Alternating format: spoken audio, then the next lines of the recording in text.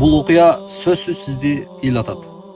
Бир күнү бир эне көздөрүнө мөлтүрөтүп жаш алып, үйүнүн алдында турса, бирөө келип сурайт экен. Сиз кайсыл балаңызды жакшы көрөсүз?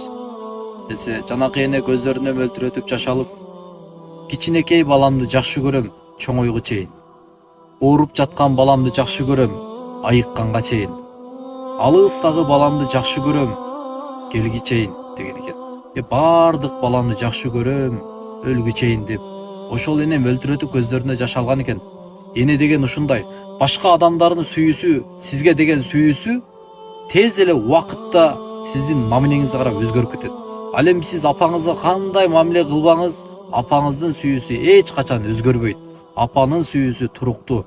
Ошондуктан апаңыз тирүү малда туган, апаңыз кара топурак жамынып жерге жата электен мурун апаңызды кадырлап сыйлап калыңыз. Азыр апаңыздын жанына отуруп, колуна чай куюп берип, апаңыз менен бир аз сырлашып алыңыз. Эртең ошол күнгө зар болуп каласыз.